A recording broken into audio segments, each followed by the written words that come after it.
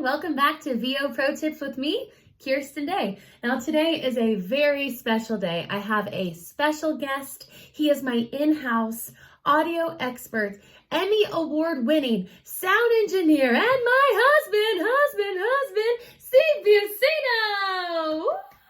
Hello. Steve is here today to help us figure out some ways that we can soundproof our space on the cheap.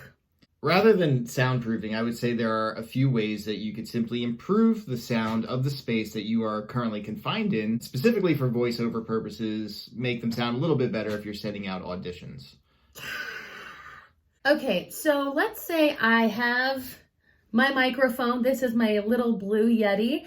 I have my USB cord and my laptop. I have a desk and a wall. Is there anything you can recommend to make the audition sound a little bit better? Yeah, one, don't be tied to your desk and your wall. You need to be comfortable, but you don't necessarily have to sit at the space that you normally work on. My first recommendation is to find a quiet room, and quiet doesn't necessarily always mean what you think. The bathroom can be quiet. Yeah, a quiet bathroom. Not the best place for voiceover. A lot of people sing in the shower because there is some reverb and some echoey acoustics in a bathroom. Sounds so good. For voiceover, it really is distracting from the quality of your voice. It could even distract from the acting and the performance itself. So, did you hear that? Do not record in bathrooms. Write that down. Or kitchens. Even if your kitchen seems quiet, there's probably a refrigerator running. It's probably full of hard reflective surfaces that are going to, again, create an echoey environment. But what if there's pizza? Take it with you to the bedroom. Take it with you to the living room. Find rooms that have soft furniture, drapes, curtains, closets that you can open and expose your hanging clothes. Those kind of things are what's going to contain the reverb and the natural echo in the room, and it's going to make your voice sound more present, and you're going to get a better quality recording overall. I heard all that, but I really heard take the pizza to the bedroom. I like that a lot. Carpet is a huge help. Most people have a hard floor and a hard ceiling, and sound will bounce back and forth between those, even if they're not parallel. The easiest thing you can do is put something soft on the floor, and that'll take away another hard surface in the room, and that will reduce a lot of the reflections that we're trying to negate. Carpet. One time we were celebrating, I think it was our 6-year wedding anniversary in Hawaii, and I had to pick up a commercial booking. I only had my microphone and my laptop, my USB port. I had no booth. So Steve actually built me a bed fort, AKA my little Hawaiian booth, and no one knew the difference. And that spot went on the air. I'm not going to say which one it was. Find a room with soft things in it. A bedroom. You probably have a carpet in your bedroom, but if you sit on the bed, if you're comfortable, grab your pillows, grab pillows from the couch, grab pillows from, in that case, we grabbed pillows from some of the furniture, the other furniture that was in the room, as well as the bed pillows, and just sort of line them up around you. And this just creates some soft isolation around you. Was putting a comforter over my head really necessary, Steve? That was for me. That was just fun. In a desperate situation, you could even throw a blanket over your head. If you have none of the other things we talked about for some reason, take a blanket, throw it over your head with your microphone under there with you. Even that little move is going to help tame some of those unwanted reflections. So far, you have talked about things you can find in your house. Carpet, pillows, a comforter. What about if you do have a little money to put towards some kind of acoustic help? What would you recommend? A very simple thing to do is to search on Amazon for acoustic foam. Stuff like this. Okay, this is not high scientific material here. It's just acoustic foam, packing foam.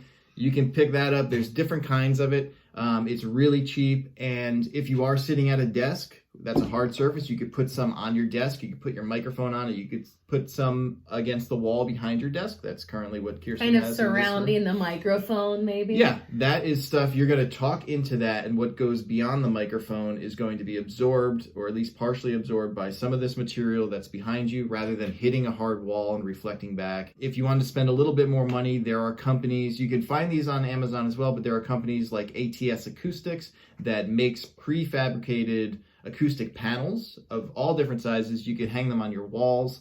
Some people have even hung them from their ceilings. And if someone's feeling crafty, build a little sound panel. Make your own. This is nothing more than 4 pieces of wood put into a frame and some acoustic material. This happens to be made by a company called Rockwool.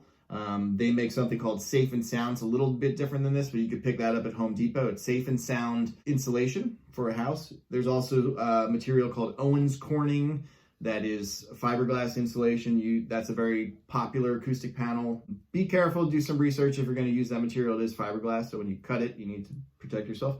This is not fiberglass. This is recycled paper or some type of fabric. I love recycled goods. You can put fabric over it, make it decorative. And at the end of this video, I will show you a sound panel he and I made together. He made the base, this structure. We stretched the fabric together and I painted over it. So that will be at the very end of this video. Closets. That is a space that most of us have in our home. And is that a good place to record auditions? Could I set up a chair, empty out the closet and start recording in there? Well, closets are great. One of my favorite things to do in the various places we've lived in is turn a closet into a little booth. One, a lot of closets are interior, so they're not against an exterior wall of a house. So right there, it's going to be isolated from the outside noise. Something you said was empty out the closet. I would not do that. If you have enough room to keep some of the clothes in there, ideally some in front of you and some behind you, or whatever the layout of your closet is, some around you in some sense, that's actually going to help absorb some sound as well. You have soft sweatshirts, all different kinds of clothing and cotton in there. All that stuff is going to capture the sound. Take that, Marie Kondo! Okay, so you have your microphone, you have your laptop, you have your scripts, you're in the closet, around the clothes.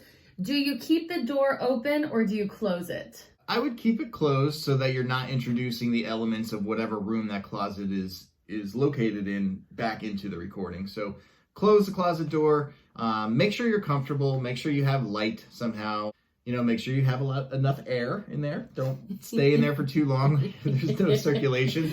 But he tells you to have air, I tell you to breathe. We're just working on you staying alive, people. If you can be comfortable in there, it's a great place to start because you have a quiet room, a small room with lots of stuff in it.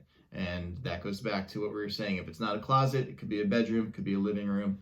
Just surround yourself with soft, comfortable things. It'll sound good. I'm a soft, comfortable thing. That's right. Surround yourself and you sound with real me. good. Thank you. Okay, well, that's all the time we have. Steve, thank you so much for helping us out today. My pleasure. So what did we learn? Don't throw away your stuff. Surround yourself with it, and it'll sound better. The more things, the better. Not exactly. Well, if you guys have any questions at all for Steve, for cheap ways of soundproofing a room, drop them below. Don't forget to subscribe, and thanks again for watching. Bye. Thank you.